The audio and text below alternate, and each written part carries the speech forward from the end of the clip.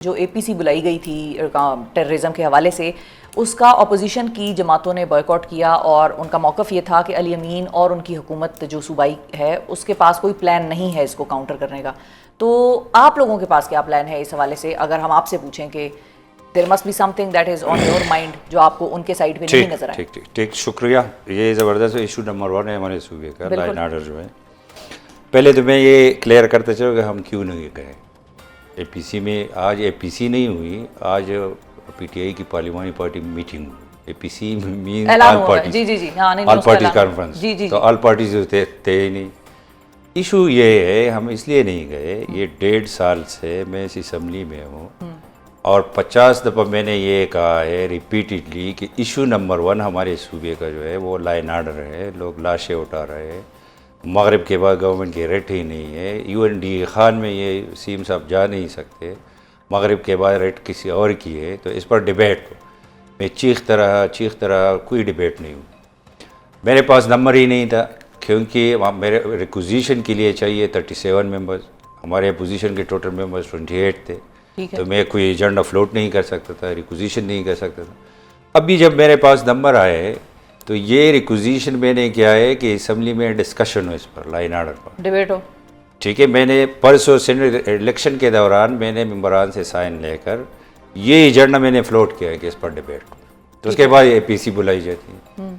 इससे पहले another reason, इससे पहले एपीसी गवर्नर हाउस में हुई, उसमें माइनस पीटीआई तमाम स्टेक होल्डर उसमें मौजूद थे, बगैर पीटीआई वो नहीं आए ये लोग। इसलिए हम नहीं गए कि ये लोग न अच्छा, ये लोग जो है ये लोग फैसिलिटेटर है दहशतगर्द उनके। अच्छा, क्यों मैं कह रहा हूँ, कैसे मैं एक्सप्लेन कर रहा हूँ ना। खुद इस चीफ मिनिस्टर ने एपेक्स कमेटी के मीटिंग में कहा कि मैं तालिबान को भत्ता दे रहा हूँ।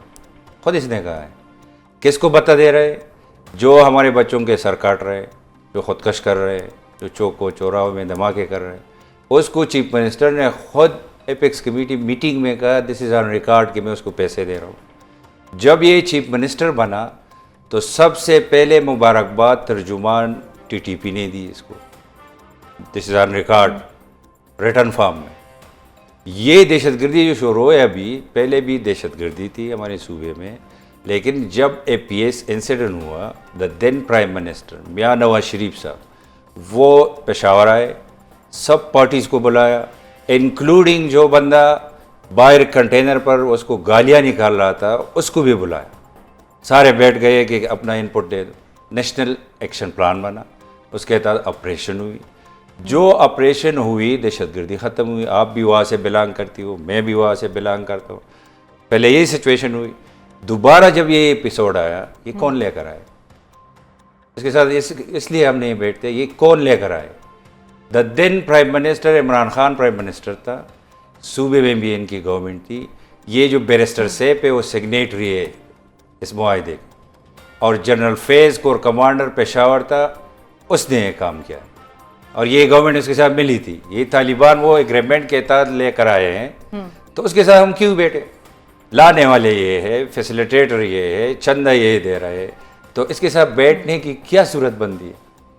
अच्छा, क्या इसका एक ये रीज़न भी हो सकता है मुखालफत जो अली अमीन साहब की आप लोग कर रहे हैं कि अली अमीन साहब ये बात भी करते हैं कि मैं सूबे में ऑपरेशन नहीं करने दूंगा, और अगर आप लोग आज जो भी एपीसी, जो इसको एपीसी नहीं कह सकते क्योंकि ज़ाहिर है उसमें ऑल पार्टीज नहीं थी, उसमें सिर्फ वन पार्टी मौजूद थी। सुन ले, वो सिंपल सी बात। तो अगर आप लोग वहाँ पर होते, अगर मिसाल के तौर पे आप लोग वहाँ पर जाते मिसाल के तौर पे, और वहाँ पर अली अमीन अगर ये पैगाम देता या ये बात बोलते कि भाई सूबे खैबर पख्तूनख्वा में ऑपरेशन नहीं होगा, तो वो मनफी पैगाम आप लोग अपने साथ इस्टेब्लिशमेंट को नहीं देना चाहते? नहीं, दिस इज टोटली रॉन्ग। अच्छा, आप भी पख्तूनख्वा से हो, मैं भी पख्तूनख्वा से हूँ। ये अली अमीन ने आज से 1.5 साल पहले भी मुल्ला जट की डायलॉग मारी थी कि जब तक मैं हूँ किसी का बाप भी ऑपरेशन नहीं कर सकता। कहा था कि नहीं कहा था? 6 महीने बाद फिर एक डायलॉग मारी, किसी का बाप भी ऑपरेशन नहीं कर सकता। क्या आपके सूबे में ऑपरेशन हो रही है या नहीं, मैं ये पूछता हूँ। कौन सा ऑपरेशन? इंटेलिजेंस ऑपरेशंस चल रहे हैं? यस, हाँ, तो दिस इज ऑपरेशन। ठीक है, अच्छा ठीक है, दिस इज ऑपरेशन। ये कह रहे थे कि निकल जाए, मैं किसी को वो बंदूक हवाले नहीं करूंगा, करने नहीं दूंगा। ये डायलॉग इसने मारे हैं। अब आपके सूबे में ऑपरेशन है कि नहीं है? हर जगह आपको जो न्यूज़ मिलते हैं, इतने फौजी शहीद हुए, इतने दहशतगर्द मारे गए, ये कहाँ हो रहा है? वज़ीरिस्तान में नहीं है, वाजौड़ में नहीं है, ये जनूबी अजला में नहीं है, एक्स-फाटा में नहीं है, हर जगह है। ऐलान तो किसी साइड से नहीं किया गया ना कि ऑपरेशन ये हम कर कह रहा रहे हैं। हूँ कि वो तो ये कहते हैं इंटेलिजेंस ऑपरेशन, इसके लिए इंटेलिजेंस बेस्ड ऑपरेशन करते हैं। सीरियस ना हो ये लोग, तो ये हमारे लिए, तो जिस तरह मैंने कहा, इशू नंबर 1 है, ये लोगों का बुनियादी राइट भी है उसको अमन देना। आजकल आप देखती हो एक्चुअल सिचुएशन क्या है ग्राउंड पर, अमन पासून के नाम से जब वो कॉल लेते हैं तो आपको सर ही सर नजर आते, इतने लोग निकलते हैं। तो आपका सोल्यूशन क्या है? मैं बताता हूँ, सब कुछ बताता हूँ। पॉलिटिकल पार्टीज की जब कॉल हो तो कोई नहीं निकलता, ट्रस्ट डेफिसिट, ठीक है। मेरा ये है कि जो ऑपरेशन पहले हुए उसकी हिस्ट्री कोई ज़बरदस्त नहीं है, ठीक है। अब लोगों की ट्रस्ट भी नहीं है। दो चीज़ें अगर हम ना करें तो किसी ऑपरेशन का कोई फ़ायदा नहीं। नंबर 1, ये गुड बैड कॉन्सेप्ट जो है ये ख़त्म होना चाहिए, नो मोर। तो ये कौन खत्म करेगा? ये ख़त्म करने वाले जानते हैं जो मैं कहता हूँ कि गुड बैड का कॉन्सेप्ट खत्म। बिल्कुल, ये गुड बैड कॉन्सेप्ट जो है ख़त्म होना चाहिए। तो फिर तो इधर ये बात करने से तो आप सिर्फ अली अमीन को फिर मुखातिब नहीं कर रहे। अली अमीन के बस में क्या है, खुदा की बंदी आपको पता है अली अमीन के बस में क्या है। हाँ, तो मैं वही क्लैरिफिकेशन करना चाह रही थी कि ये अली अमीन के बारे में अब बात नहीं हो रही, अब हम we are beyond him. Ali Amin के बस में कुछ नहीं है, ठीक है, वो कुछ नहीं कर सकते बगैर करप्शन के। गुड बैड कॉन्सेप्ट खत्म होना चाहिए, खत्म होना चाहिए। और इंसर्जेंसी को टैकल करना without local support is impossible.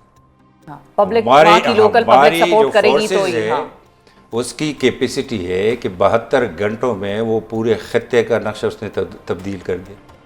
Modi की मॉनिटरी ख़त्म कर दी। दुनिया में हम किस पिच पर चले गए।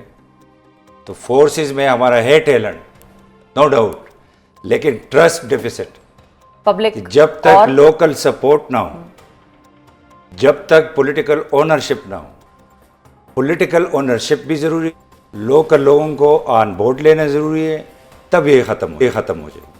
ठीक है, तो फिर अच्छा, अब आपकी क्लैरिफिकेशन आ गई इस सारे हवाले से। लास्ट क्वेश्चन डॉक्टर साहब, इस सारे मुद्दे के हवाले से फिर हम ज़रा सेनेट इलेक्शंस के ऊपर भी आते हैं कि फिर आपके मुताबिक अब वे फॉरवर्ड क्या है?